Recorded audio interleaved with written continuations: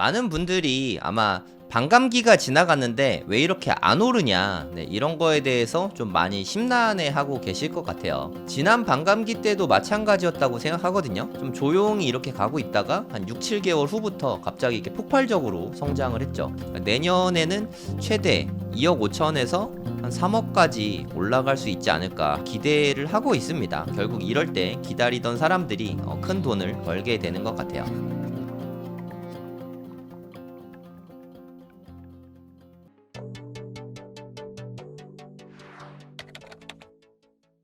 네, 안녕하세요. 성정길입니다. 간밤에 비트코인이 꽤 큰 하락이 있었죠. 네, 지난번처럼 뭐 엄청 깊은 하락은 아니었지만 하락이 작지 않았습니다. 15분봉으로 보도록 하겠습니다. 여기 보시면은 간밤에 한 여기까지 떨어졌어요. 한 62,000대까지 떨어졌거든요. 그래서 이거를 지켜보시던 분들은 아주 좀 공포스러웠을 수 있을 것 같아요. 제가 어제는 좀 일찍 잤습니다. 요새 하도 이렇게 영상에서 피곤해 보인다고 하셔서 어저께 일찍 자서 이때는 자느라 몰랐는데 아침에 일어나 보니까 다시 좀 가격을 회복해 있더라고요. 한 65K 갔다가 지금 64K에서 왔다 갔다 하고 있는 중이죠.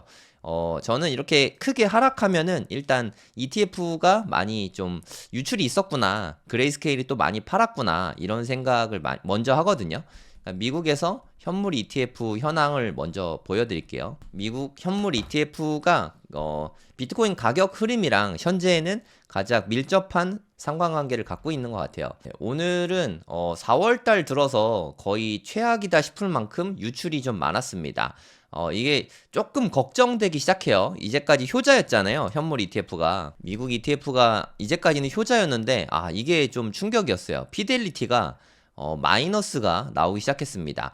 그래도 이제까지는 피델리티가 끼케야 뭐 하나도 안 들어오는 정도, 요 정도였는데 이제 피델리티가 나도 마이너스 될 수 있어, 약간 좀 요런 느낌이었어요. 어제는 대부분이 마이너스가 좀 많았어요. 그러니까 뭐 GBTC, 그레이스케일이 마이너스인 거는 이제 우리 적응이 다 됐잖아요. 그러려니 하는데 GBTC가 매도한 것보다 얘네들이 힘을 합쳤더니 2억 달러 넘게 매도세가 있었습니다. 매도가 이 정도면 꽤 큰 거거든요.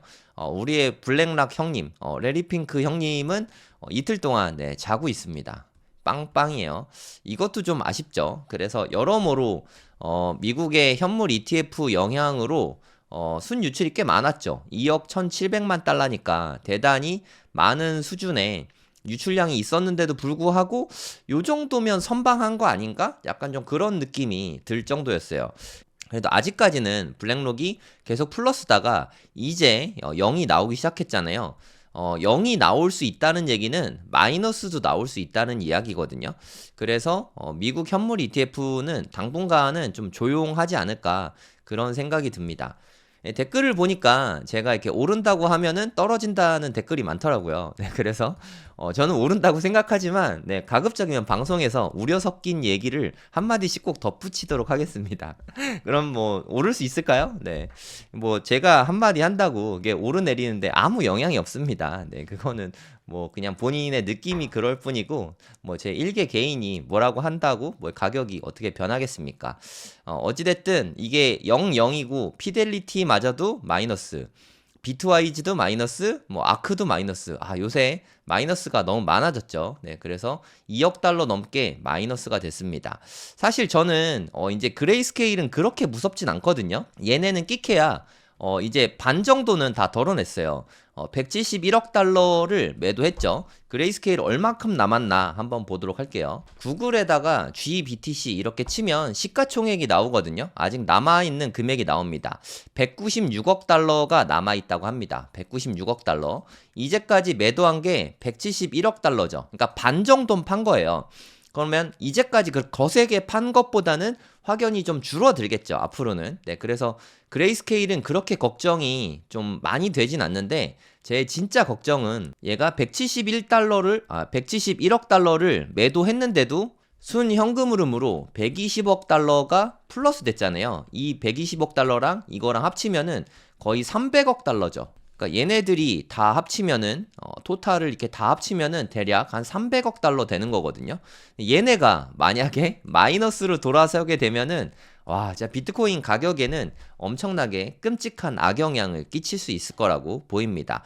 그 마운트 곡스 물량 때문에 이것 때문에 많이들 걱정하시거든요. 마운트 곡스는 사실 얼마 안 돼요. 네, 14만 개거든요. 14만 곱하기 지금 한 6만 4천 달러니까 금액으로 한번 계산을 해보겠습니다. 14만 개에 14만 2천 개니까 정확하게 해볼게요.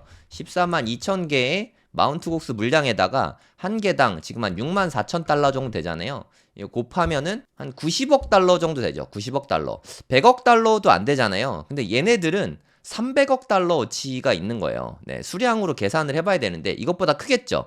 이것보다 쌀 때도 좀 있었으니까 제 생각에 거의 한 400억 달러 규모는 될 것 같거든요. 이렇게 엄청나게 많은 양을 이제 현물 ETF가 쥐게 된 거죠. 여기에서 유출량이 더 중요한 부분이지 않을까? 뭐 저는 그런 생각이 듭니다. 마운트 곡스 물량은 참고로 올해 10월까지 14만 개가 매도되는 걸로 예정이 돼 있습니다. 이거는 좀 앞으로도 시장에 악영향을 조금씩 끼칠 것 같아요. 이게 뭐 찔끔찔끔 이렇게 나오게 되겠죠. 한 방에 다 나오면 이거 진짜 엄청나게 무너지니까 그냥 개인들이 한 번에 다 파는 건 불가능할 것 같고 오랜 시간에 걸쳐서 조금씩 이렇게 매도 물량이 나오지 않을까 뭐 그렇게 보입니다. 14만 개가 개인에게 간다고 해서 뭐 이게 또 바로 파는 건 아니니까 뭐 14만 개가 직접적으로 직격탄을 한 번에 빵 떨어지는 건 아니거든요. 그래서 오히려 저는 마운트 곡스 물량은 요것보다 얘네가 마이너스로 돌아섰을 때 이때가 더 무서울 것 같다는 생각이 듭니다. 그리고 오늘 하루 종일 좀 뉴스로 시끄러웠었죠. 네, 미국의 GDP 성장률. 아니 한국의 GDP 성장률엔 다들 관심이 없는데 미국 GDP 성장률에는 뉴스에서 엄청 떠들더라고요. 저는 한국의 GDP 성장률을 보고 그래도 이 정도면 괜찮네 이런 생각이 좀 들더라고요. 그러니까 대한민국은 지난 분기에 0.6%밖에 못 올랐습니다.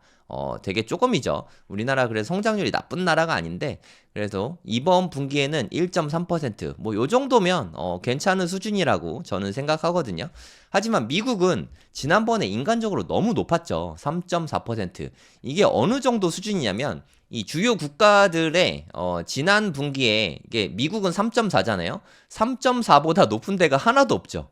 심지어 인도보다 높았어요. 인도는 요즘에 뭐 생산 때문에 중국이 좀 망가지면서 좀 반사 이익을 얻고 있는 나라잖아요. 인도가 1.9였는데 1.9% 상승했었는데 지난 분기에 미국에서 무려 3.4%가 상승을 했습니다. 당연히 기대감을 엄청 안겨줬겠죠. 이전에 3.4%니까 이번에는 예측치가 한 2.5% 정도 됐어요. 사실 이것도 엄청나게 높은 건데 이렇게 저번에 이만큼이니까 이 정도는 하겠지라고 예측을 한 것 같아요. 그리고 이거저거 뭐 다 합하면 GDP 상승 예측치가 나오잖아요. 보통 거기서 크게 벗어나지 않는다고 합니다. 하지만 예측치를 크게 하회했죠. 그러니까 저번 분기보다 반토막이 났잖아요. 반도 안 되죠. 3.4니까 1.7이면 반인데 반도 안 됩니다. 이래서 이게 좀 시장에 큰 충격을 안겨준 것 같아요. 그래서 미국 증시들이 확 떨어졌죠. 요즘에는 미국 증시랑 좀 어느 정도 영향을 많이 받잖아요. 비트코인 가격이. 그것 때문에 좀 많이 떨어지게 된 느낌이 있습니다. 그러면 미국의 GDP 성장률은 지금 좀 둔화하고 있죠. 그리고 물가는 저번에 뭐 4월 10일 날 발표된 물가 보시면 알겠지만 조금 오르고 있잖아요. 오히려 이걸 보시면 도움이 좀 많이 될 것 같아요.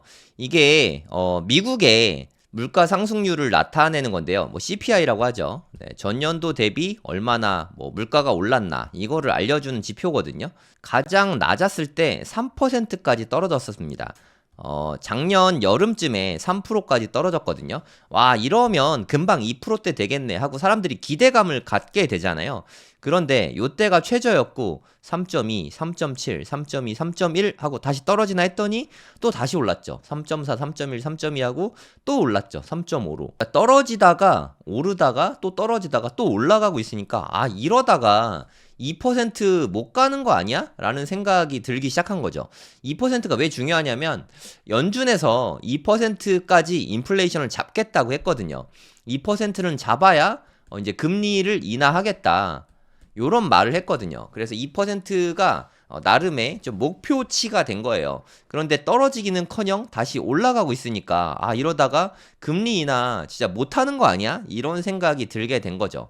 그러니까 원래는 2024년에 뭐 최대 한 뭐 6번, 7번 요 정도 금리 인하를 하겠다 이런 말이 나왔다가 네, 저번에 파월이 나와서 3회 금리 인하를 하겠다 이 말이 나왔다가 요즘에 컨센서스는 2회 하겠다 이런 말이 나왔었는데 요즘에는 안 하거나 아니면 뭐 한 번 하거나 뭐 요런 이야기로 막 바뀌고 있어요. 그래서 금리가 되게 높게 유지될 가능성이 있다. 요렇게 된 거죠. 사실 뭐 제 개인적으로 금리가 떨어지면 좋은 거지만 오르지만 않으면 비트코인 가격에는 큰 영향은 네, 없을 것 같아요. 그냥 유지만 돼도 아주 최악은 아닐 것 같습니다. 그냥 좀 유지 정도 하겠죠. 금리 인상? 이거는 솔직히 좀 어렵지 않을까요? 금리 인상하게 바이든이 냅둘까요? 네, 그러면 금리 인상하게 되면 네, 자기가 대통령 다시 안 될 게 확실한데 금리 인상을 시키진 않을 것 같고요. 제 생각에는 금리 인하가 그래도 한 2번 정도는 되지 않을까 뭐 그렇게 생각이 됩니다. 6월엔 몰라도 7월엔 한 번쯤 되지 않을까요? 이건 뭐 뇌피셜이니까 뭐 그냥 참고만 하시면 되겠습니다. 어찌됐든 이렇게 3% 정도 되는 것도 2022년에 엄청 높았죠. 막 9% 넘어가지고 사람들이 다 경악을 했잖아요. 이때 뭐 9.1%까지 물가가 올라갔었는데 이때 뭐 그 자이언트 스텝 뭐 이런 거 듣도 보다 못한 0.75%씩 막 이렇게 금리를 올렸었잖아요. 그래서 지금 5%가 넘는 금리가 된 건데 언제 낮출까?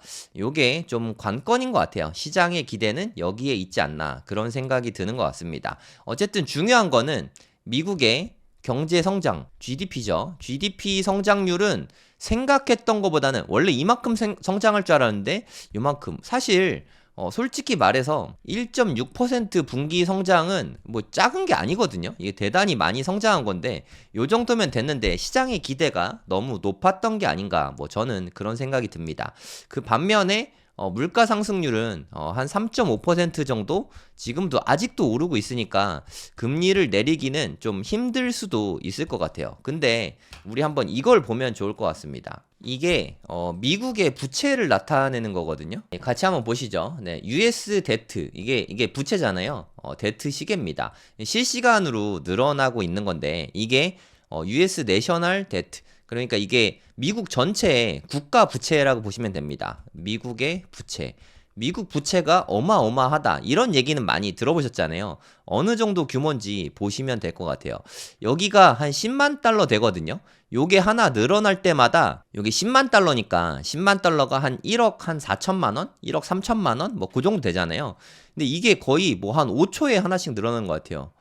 계속 늘어나는 거 보이시죠? 그럼 총 부채가 대체 얼마냐? 34조 달러입니다. 34조 달러. 34조 달러가 얼마나 어마어마한 양이냐면 애플 같은 주식의 시가총액이 대략 한 3조 달러 정도 되거든요. 그리고 비트코인의 전체 시가총액이 지금 한 1.3조 달러 정도 되거든요. 그러니까 이런 거에 여기에 한 11배, 애플 11배가 미국의 부채래요. 뭐 어마어마하죠. 그러면 원래 이렇게 높은 거 아니냐 이렇게 생각할 수 있는데 1960년대에는 전체 GDP에 미국 GDP의 한 반 정도 요 정도가 부채였다고 합니다. 1980년대에는 한 3분의 1 정도, 2000년대에도 한 반 정도. 근데 지금은 1.2배예요. 1.2배. 미국의 GDP보다 더 많은 부채를 지고 있는 거예요. 좀 되게 심각하죠. 거기에다 지금 이율이 한 5%가 넘잖아요. 5% 넘게 지금 뭐 채권 발행하고 있으니까.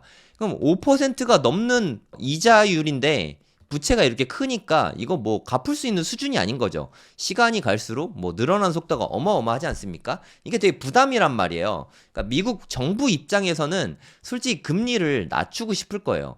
만약에 우리가 빚이 많다면 이율 낮춰주면 좋잖아요. 이율을 좀 낮췄으면 좋겠는데 연준에서 좀 인플레이션이나 이런 걸 우려해서 지금 안 낮추고 있으니까 미국 정부에서는 좀 답답할 것 같은 느낌이 좀 듭니다. 바이든도 좀 답답하겠죠. 그래서 돈은 좀 엄청 풀고 있는 것 같아요. 금리 인하는 시간의 문제지 좀 안 될 수는 없을 것 같아요. 부채가 이렇게 큰데 34조 달러 뭐 어마어마하지 않습니까? 1조 달러 늘어나는데 뭐 몇 달마다 1조 달러씩 계속 늘어나고 있다고 합니다. 그러니까 뭐 단순하게 계산을 해봐도 34조 달러면 3% 이자만 돼도 뭐 1조 달러가 늘어나는 거잖아요. 네, 엄청나게 늘어나는 건데 그게 지금 이자율이 거의 한 5% 되니까 1년이 안 돼서 계속 1조 달러씩 늘어나고 있는 거예요. 이게 낮출 수밖에 없지 않을까요? 네, 근데 뭐 올해는 안 낮출 수도 있겠죠. 뭐 하지만 내년에도 안 낮출 가능성은 뭐 제 생각에는 거의 없을 것 같습니다. 낮추긴 낮출 것 같아요. 네, 시간의 문제일 뿐이겠죠. 네, 다시 비트코인 가격으로 돌아와서 미국 현물 ETF가 이렇게 많이 던졌는데 한 217 밀리언 달러거든요. 이렇게 엄청난, 그러니까 2억 달러 넘게 던졌는데도 불구하고 요만큼 떨어지고 다시 이렇게 좀 회복하는 모습을 보이고 있잖아요. 요 정도면 비트코인이 현재 나쁘진 않은 것 같아요. 제가 왜 이렇게 많이 던졌는데 이거밖에 안 떨어졌을까 하고 좀 찾아봤거든요. 채굴자 매도 물량이 확실히 좀 줄어들고 있는 게 좀 보이더라고요. 네, 좀 그래프로 보여드릴게요. 네, 이게 채굴자 매도 물량이거든요. 여기 보시면 여기는 채굴자 물량이 좀 쌓이고 있는 게 보이실 거고 2023년 11월부터 계속해서 매도를 하죠. 네, 채굴자들은 요즘에 계속 엄청나게 팔아대고 있습니다.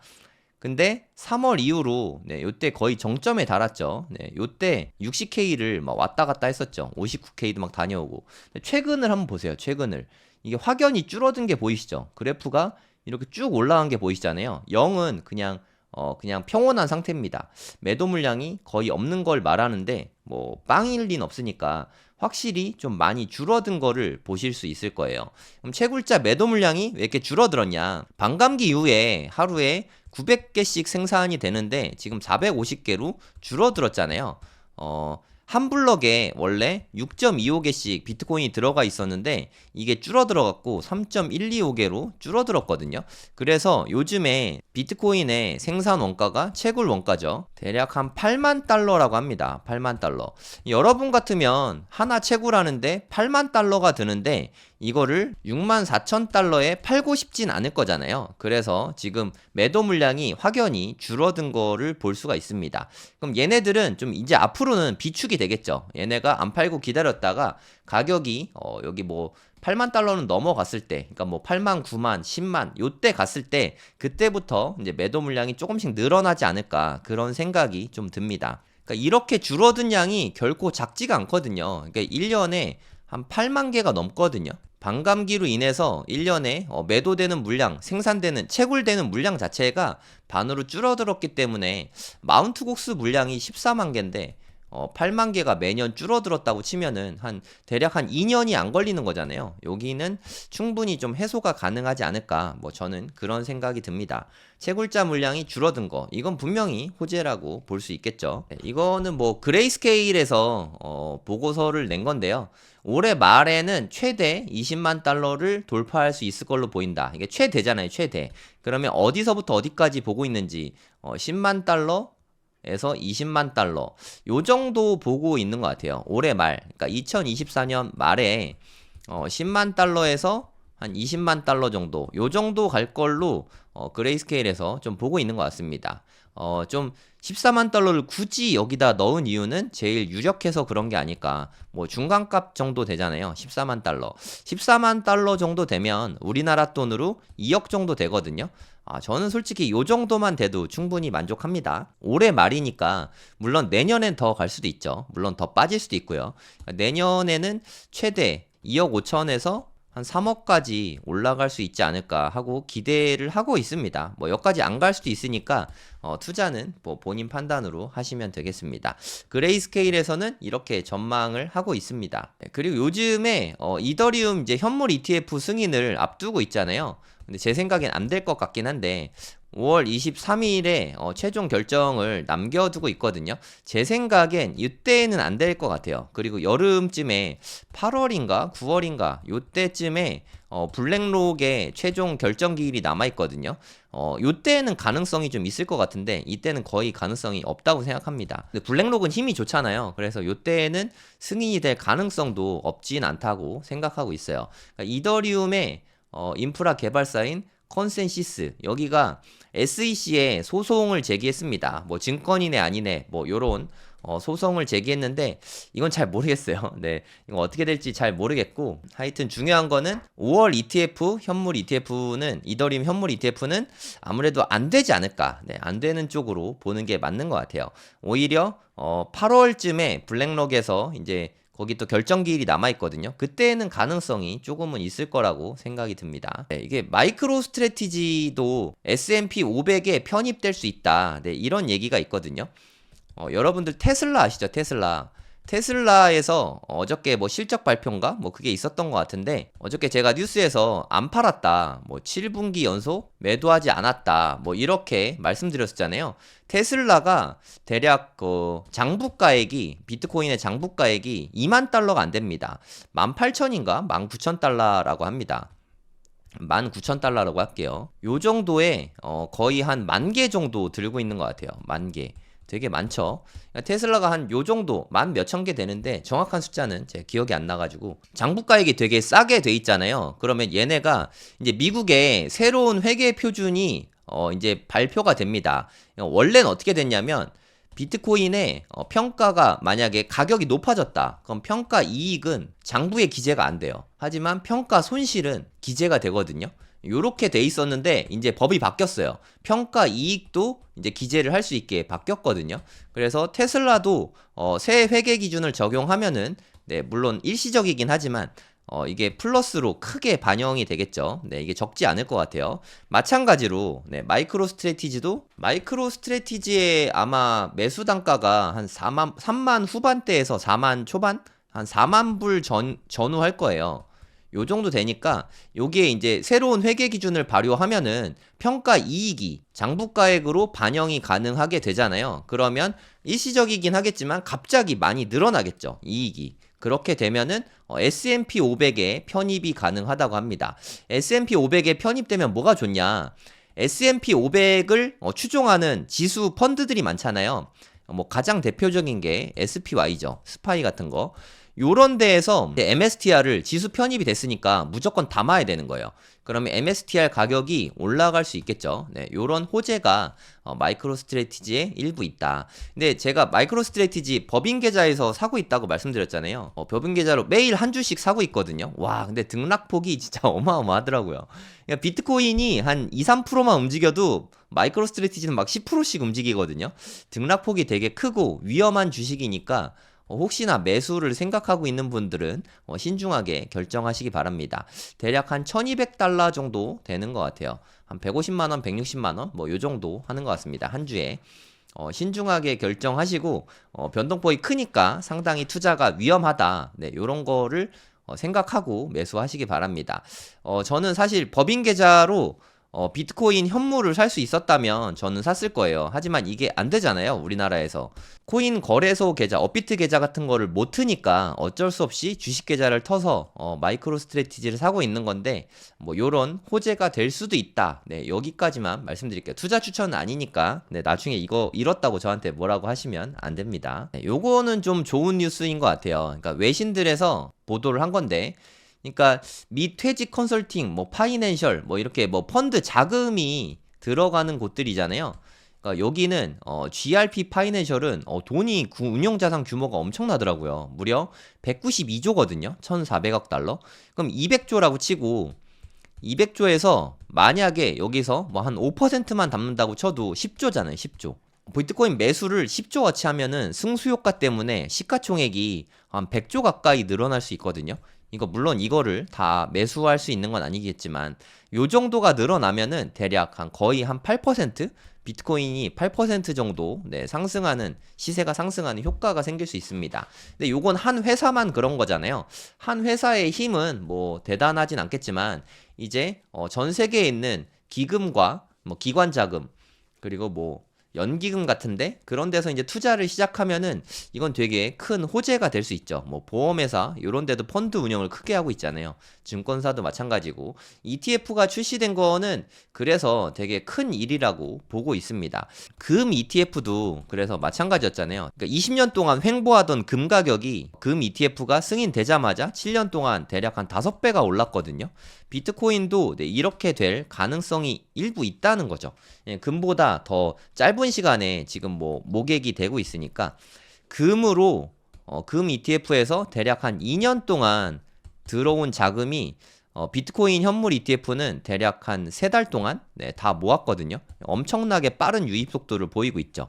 예, 비트코인 현물 ETF는 엄청나게 네, 톡톡한 효과를 보고 있습니다. 많은 분들이 아마 반감기가 지나갔는데 왜 이렇게 안 오르냐, 네, 이런 거에 대해서 좀 많이 심란해하고 계실 것 같아요. 지난 반감기와 지지난 반감기의 추이를 좀 다시 한번 시간 있을 때 한번 보세요. 네, 트레이딩 뷰에서 이렇게 보시면은 그때도 마찬가지였습니다. 이렇게 조용했었죠. 이렇게 조용하다가 뭐 이렇게 지지부진했죠. 뭐 계속 지지부진하다가 어느 순간 갑자기 뭐 한 1년까지는 아니고 한 6, 7개월 후부터 갑자기 이렇게 폭발적으로 성장을 했죠. 이게 좀 비트코인의 특징인 것 같아요. 지난 반감기 때도 마찬가지였다고 생각하거든요. 2020년 5월에 반감기가 있었는데 좀 조용히 이렇게 가고 있다가 네, 여기서부터 네, 크게 오르기 시작한 걸 볼 수 있죠. 대략 한 5개월 후부터였는데 여기서부터는 누가 봐도 어마어마한 상승이 있었지 않습니까? 이때도 뭐 쌍봉이 지나가고, 네. 지금도 이번에도 뭐 저는 좀 달랐던 것 같은데, 이번엔 다른가 보다 라고 생각을 하긴 했지만, 이번에도 좀 비슷하게 흘러갈 수도 있는 거죠. 저는 그게 최악이라고 생각하는데, 그러니까 가장 나쁜 경우를 생각을 해봐도 대략 한 5개월 정도 이렇게 횡보를 하다가 이렇게 올라가는 이런 그림을 그리지 않을까 저는 그렇게 보고 있어요. 근데 마음을 이렇게 두고 좀 여유를 갖고 기다리면 이런 날이 좀 오지 않을까요? 이런 게 좀 투자가 좀 어려운 점인 것 같아요. 투자는 좀 기다림, 그러니까 좀 인내가 있어야 성공할 수 있는 것 같습니다. 언제 오를지는 뭐 누구도 모르는 부분이라고 생각하고요. 그러니까 제가 바라는 거는 좀 크게 떨어지지만 않았으면 좋겠다. 네, 떨어지지만 않았으면은 뭐 요때 오르든 요때 오르든 요때 오르든 뭐 끼케야 몇 달 차이니까 저는 상관없다고 생각하거든요. 지금 같은 때 좀 조용하잖아요. 네, 요럴 때 기다리는 게 가장 어려운 것 같은데 수익을 보는 분들은 결국 이럴 때 기다리던 사람들이 큰 돈을 벌게 되는 것 같아요. 네, 긴 시간을 두고 투자하시면서 네, 비트코인으로 수익 많이 얻으시기 바랍니다. 네, 이상으로 마무리하도록 하겠습니다. 도움이 되셨다면 구독, 좋아요 부탁드릴게요. 감사합니다. 네, 안녕하세요. 성정길입니다. 잠깐 광고 좀 하도록 하겠습니다. 네, 네이버에다가 돈이 먼저다 라고 치면 네, 저희 카페가 나오거든요. 저희 카페에서 돈이 먼저다 홈페이지 바로 가기, 네, 이걸로 클릭하시면 돼요. 그럼 강의가 새로 등록이 되어 있습니다. 뭐 코인 강의, 청약 강의, 경매 강의 이렇게 3개 강의가 등록이 돼 있거든요. 네, 코인 강의부터 설명 잠깐 드리도록 하겠습니다. 수강료는 10만 원이고요. 수업은 총 3번입니다. 1주차 강의는 5월 17일에 오픈하고요. 녹화 강의입니다. 그리고 2주차 강의는 5월 24일 역시 녹화 강의고요. 그리고 5월 31일 날은 실시간 강의입니다. 줌으로 실시간 강의를 합니다. 수업 내용은 어떻게 되냐면 1주차 강의에서는 네, 현물 투자 관련해서 비트코인 전반과 코인 투자 그리고 현물 투자 관련한 강의를 17일 날 초보용 강의입니다. 전부 다. 24일 날은 차트 공부하는 거랑 그리고 선물 투자 관련해서 강의가 있습니다. 이게 2주차 강의고요. 3주차 강의는 금요일 날 저녁 8시에 라이브로 진행이 되는데요.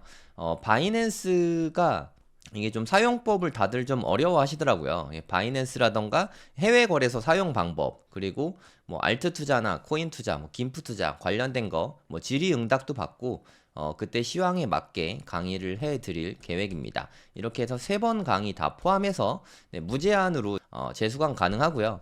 네, 이 실시간 강의한 것도 녹화본으로 당연히 올려드립니다. 시간이 안 맞아도 네, 수강이 모두 가능하십니다. 네, 무제한으로 복습 가능하니까 복습이 중요하지 않겠습니까? 복습 많이 하시고 네, 손에 익을 때까지 공부하시기 바랍니다. 네, 돈이 먼저다 해서 네, 수강 신청하시면 되고요. 회원 가입 되게 쉬우니까 가입하시고 여기에서 결제하시면 되겠습니다. 요즘에 경매 시장이 좀 많이 뜨겁잖아요. 갑자기 또 막 되게 열기가 좀 달아오르는 것 같거든요. 부동산 시장이 뭐 이러다 갑자기 오를 수도 있긴 하지만 뭐 천천히 갈 것 같아요. 지금은 뭐 공부하기 쉬운 시장이라고 생각합니다. 공부하기 아주 좋죠. 경매 생기초 13기도 네, 진행이 됩니다. 15만 원이고요. 네, 일정은 5월 16일, 23일, 30일 네, 이렇게 3주 동안 녹화본으로 진행이 됩니다. 마찬가지로 무제한 복습 가능합니다. 네, 청약 강의는 10만 원이고 2주 강의입니다. 5월 22일, 29일 1주차, 2주차 강의로 이루어져 있고요. 22일 날은 실제로 우리가 청약을 넣는 거, 일반 분양 당첨되는 전략들, 뭐 가점 전략이나 특공, 뭐 이런 부분에 대해서 이야기를 드리고요. 29일 날은 분양권 투자에 대해서 말씀을 드립니다. 서울, 경기 위주로 투자에 대해서 말씀드리니까 참고하세요.